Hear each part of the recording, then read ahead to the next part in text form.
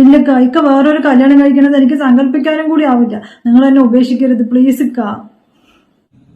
നോക്ക് സന, ഞാൻ നിന്നെ ഉപേക്ഷിക്കില്ല. മറ്റൊരു പെണ്ണിനെ ഭാര്യയായിട്ട് കൊണ്ടുവന്നാലും ഞാൻ നിനക്ക് ഒരു കുറവും വരുത്തില്ല. എന്നാലും നിങ്ങൾ ഈ തീരുമാനത്തിൽ നിന്ന് പിന്മാറില്ല അല്ലേ? നീയും കേൾക്കണത് തന്നെയല്ലേ കഴിഞ്ഞ 5 വർഷമായിട്ട് കുട്ടികളില്ലാത്തതിന്റെ പഴി. ഇനിയും നാട്ടുകാരുടെ മുമ്പിൽ നാണം കെട്ട് ജീവിക്കാൻ വയ്യാത്തതുകൊണ്ടല്ലേ ഉമ്മ നിർബന്ധിക്കണത്. ഇനിയും കുറച്ചും കൂടി കാത്തിരിക്കുക. നമുക്ക് പടച്ചോൻ തീരുമാനിച്ച സമയം എത്തിയിട്ടുണ്ടാവില്ല, അതായിരിക്കും. പടച്ചോൻ വിചാരിച്ച സമയം എപ്പോഴാണെന്ന് വെച്ചിട്ടാണ്. നിന്നെ പോലത്തെ ഒരു പാവം പെൺകുട്ടി തന്നെയാണ് ഷഹാനി. നിനക്കും അവൾക്കും ഈ വീട്ടിൽ തുല്യ അവകാശത്തോടു കൂടി തന്നെ ജീവിക്കാം. നമുക്കൊരു കുട്ടിക്ക് വേണ്ടിയിട്ടല്ലേ. നീ ഒന്ന് സമ്മതിക്ക് സന. എനിക്ക് പറ്റില്ലക്ക, നിങ്ങൾ എന്നെ ഉപേക്ഷിക്കരുത് പ്ലീസ്.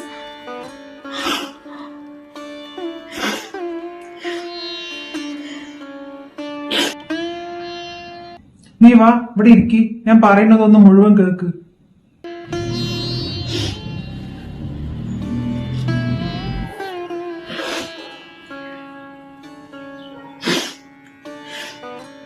നിനക്കുമില്ല ഒരു കുഞ്ഞിനെ താലോലിക്കാനുള്ള ആഗ്രഹം. അതുപോലെ എനിക്കും എന്റെ ഉമ്മാക്കും ഉണ്ട്. ഒരു കുഞ്ഞ് ഈ വീട്ടിൽ ഉണ്ടായി കഴിഞ്ഞാൽ നിന്റെ മേലെ കാണിക്കുന്ന ഉമ്മാൻ ദേഷ്യമൊക്കെ മാറും. നിനക്ക് ഈ വീട്ടിൽ ഒരു കുറവും വരത്തില്ല. നീ എന്നെ ഒന്ന് വിശ്വസിക്കേ.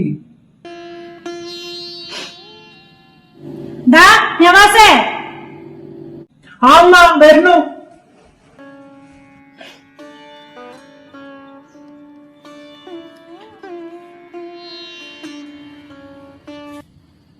എന്ത് പറഞ്ഞവള്? അല്ലെങ്കിലും മച്ചിയായി അവളുടെ സമ്മതത്തിന് കാത്തു നിന്നാലേ ഒന്നും നടക്കില്ല. നീ ഇങ്ങനെ വാടാ. ഒരു കുറവില്ലാത്ത നീ എന്തിനാണ് അവളുടെ കൂടെ കഴിഞ്ഞിട്ട് ജീവിതം ഇല്ലാണ്ടാക്കുന്നത്? അത് ശരിയാണ്. നീ ഇനി കെട്ടാൻ പോണ പെണ്ണിന് എന്തായാലും ഒരു ഉമ്മയാകാൻ കഴിയും. അവളുടെ ഭർത്താവ് ആക്സിഡന്റിൽ മരിക്കുമ്പോഴേ അവള് ഗർഭിണിയായിരുന്നു. പിന്നെ അതൊരു ഭാരമാകണ്ടെന്ന് പറഞ്ഞിട്ട് ആ കുട്ടിനെ ഒഴിവാക്കിയതാണ്. രണ്ടാം കെട്ടാണോ അവളുടെ? അത് ശരി. അപ്പൊ ഉമ്മ എന്റെ അടുത്ത് നേരത്തെ പറഞ്ഞില്ല.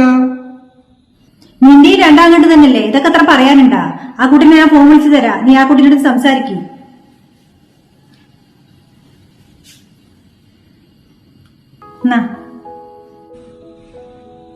ഹലോ.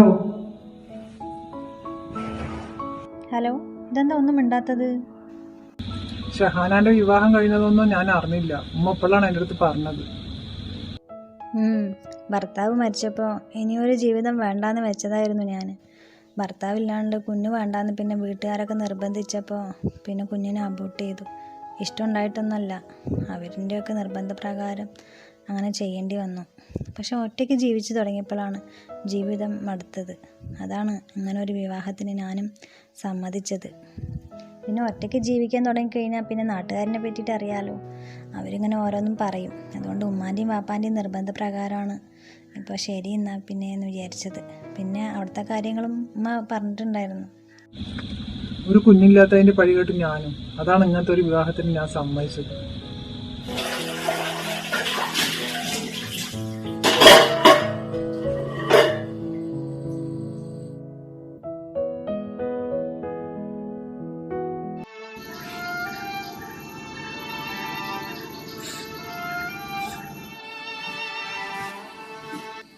നീ എന്തിനാ ഇങ്ങനെ അവര് സംസാരിക്കുന്നത് ഒളിഞ്ഞു കേട്ടുകൊണ്ട് നിൽക്കുന്നത്? അവൻ അവന്റെ പാട്ടിന് വിട്. ഒരു രീതിക്കും അവനക്ക് സമാധാനം കൊടുക്കണില്ല എന്ന് വെച്ചാ അവൻ വേറെ കല്യാണം കഴിക്കാൻ പോവുകയാണ്. അത് നീ മറക്കണ്ട.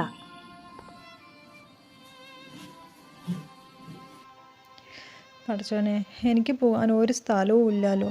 ഇതൊക്കെ കണ്ടിട്ട് എങ്ങനെയാണ് ഞാനിവിടെ ജീവിക്കുക? ഉമ്മയും ഇല്ല, വാപ്പയും ഇല്ല. അവർ ജീവിച്ചിരുന്നെങ്കിൽ കൂടിയിട്ട് അവിടെ പോയിട്ടിരിക്കായിരുന്നു, ഈ ബന്ധം വേണ്ടാന്ന് വെച്ചിട്ട്. ഇനിയിപ്പോൾ എന്നെ ആരാ നോക്കുക? എന്നെ കല്യാണം കഴിച്ച് വിട്ടത് എൻ്റെ മാമിയും അമ്മായും കൂടിയിട്ടാണ്. അവൻ്റെ കടം ഇനിയും തീർന്നിട്ടില്ല എന്ന് പറഞ്ഞിട്ട് ഇപ്പോഴും പറച്ചിൽ നിർത്തിയിട്ടില്ല. പോരാത്തതിന് അവർക്ക് 2 പെൺകുട്ടികളും. ഞാനിനി അവൻ്റെ വീട്ടിൽ പോയി കഴിഞ്ഞ് കഴിഞ്ഞാൽ അവർക്കും ഞാനൊരു ബാധ്യതയാവില്ലേ? പഠിച്ചോനെ, ഞാൻ ഇനി എങ്ങോട്ടാ പോവുക? എന്നെ ആരും മനസ്സിലാക്കണില്ലല്ലോ റബ്ബേ. എന്നെ എനിക്ക് ഇങ്ങനത്തെ ഒരു ജീവിതം.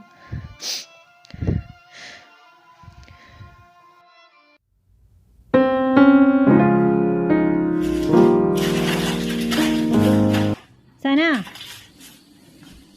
നീ ആ പാലും പഴമൊക്കെ റൂമിൽ കൊണ്ടുവെക്കി.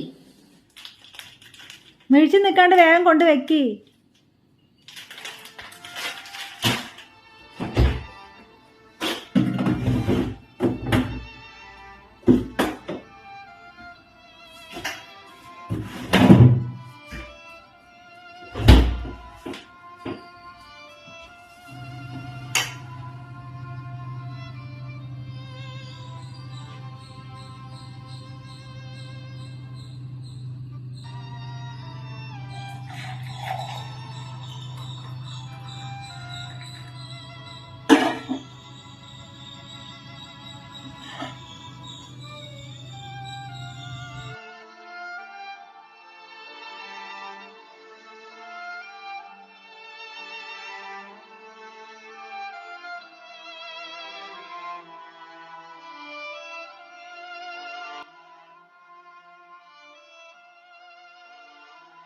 എന്തിനാ പഠിച്ചോനെ എന്നെ ഇങ്ങനെ പരീക്ഷിക്കുന്നത്? ഇതിന് മാത്രം എന്ത് തെറ്റാ ഞാൻ ചെയ്തത്? പിന്നെ മച്ചിയായ നിന്നെ കണ്ടാൽ തന്നെ അവര് ഗതി പിടിക്കില്ല. ഇവിടെ തന്നെ നിന്നോ നീ. ഇവിടെ ഞങ്ങാണ്ട് ഇറങ്ങിയാനുണ്ടല്ലോ.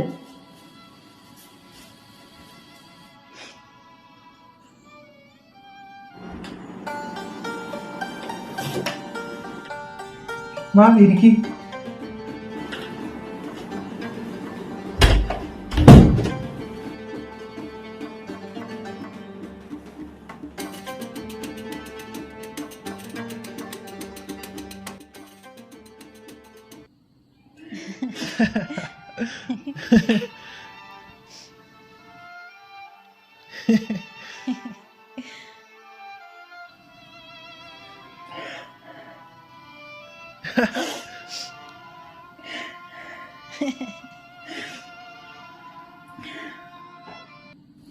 സന, ഒന്നുകൂടെ വാ.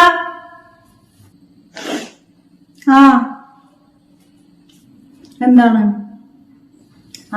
നീ എന്തായാലും അവിടെ വെറുതെ നിൽക്കുകയല്ലേ, വേറെ പണിയൊന്നുമില്ലല്ലോ. ആ കുഴമ്പും കൂടെ എടുത്തിട്ട് വാ. കാല് ഭയങ്കര വേദന. കല്യാണത്തിരക്കിൽ ഓടി നടന്നിട്ടേ എന്താണെന്നറിയില്ല, വല്ലാത്ത കടച്ചില്.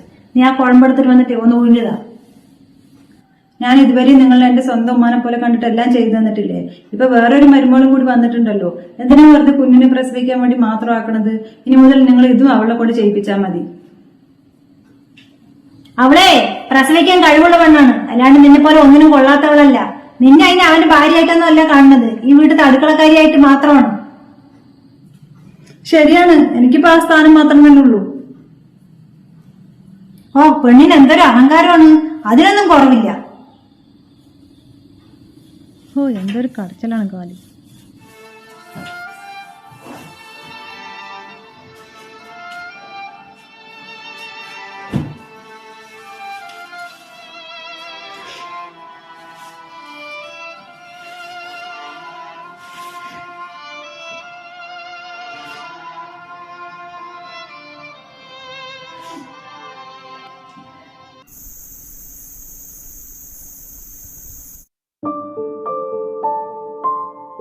ഉമ്മ, ഞങ്ങളൊന്ന് പുറത്തു പോയിട്ട് വരാം.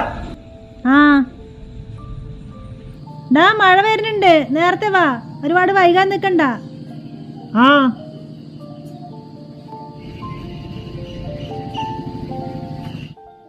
കല്യാണം കഴിഞ്ഞത് മിക്ക ആകെ മാറി. മുമ്പൊക്കെ എന്തൊരു സ്നേഹമായിരുന്നു എന്നോട്.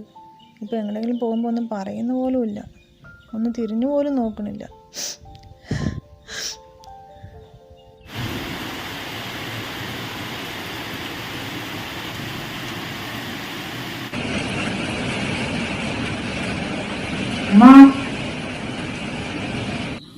നീ വന്നാ എന്താണ്ടാ? നിനക്ക് ഇക്കാക്കാന്റെ കല്യാണത്തിനും കൂടി വരാനുള്ള ലീവ് കിട്ടിയില്ലേ? ഉമ്മ എന്ത് പണിയാമ്മ കാണിച്ചത്? ഇത്താത്ത ജീവനോട് ഉള്ളപ്പോ തന്നെ ഇക്കാക്കാരെ കൊണ്ട് വേറൊരു കല്യാണം കഴിപ്പിച്ചു അല്ലേ?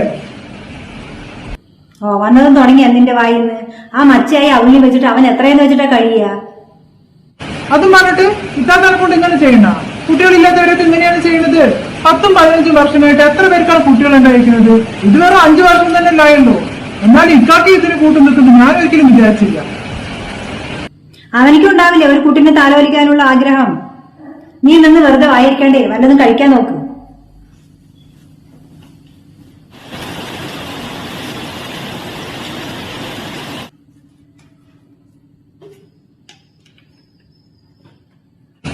എങ്ങനെ സഹിക്കണം ഇത്താത്ത ഇതൊക്കെ?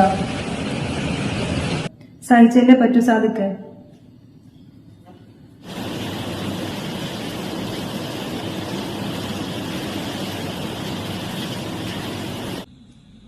നീ എപ്പോ വന്നു? ഞാൻ ഉച്ചക്കെത്തി. ഷഹാന, ഇതെന്റെ അനിയൻ സാദിക്ക്. നീ ഇവനെ കണ്ടിട്ടില്ലല്ലോ. അവനിക്ക് നമ്മുടെ കല്യാണത്തിന് വരാനേ ലീവ് കിട്ടിയില്ല. അവൻ ബാംഗ്ലൂര് സോഫ്റ്റ്വെയർ കമ്പനിയിൽ വർക്ക് ചെയ്യാണ്.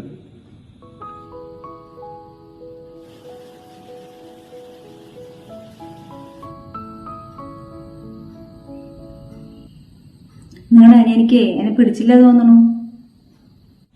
അവൻ പണ്ട് മുതലേ അങ്ങനെ തന്നെയാണ്, അധികം ആരും കൊണ്ട് സംസാരിക്കില്ല.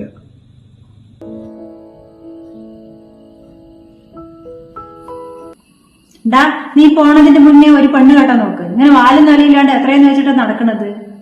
ശരിയാണ് ഉമ്മ പറഞ്ഞത്. 10-28 വയസ്സായില്ലേ നിനക്ക്? കെട്ടണം.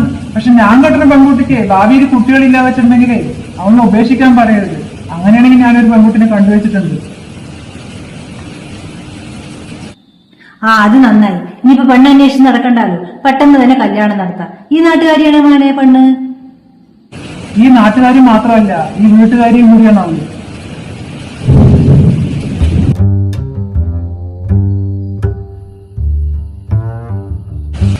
മനസ്സിലായില്ല? ഞാൻ കെട്ടാൻ പോണതേ സനനെയാണ്. ഏത് സന? വേറെ ആരുമല്ല, ഇപ്പൊ ഇവിടുത്തെ അടുക്കളയിൽ കിടന്ന് കഷ്ടപ്പെടുന്ന പെണ്ണില്ലേ അവള്.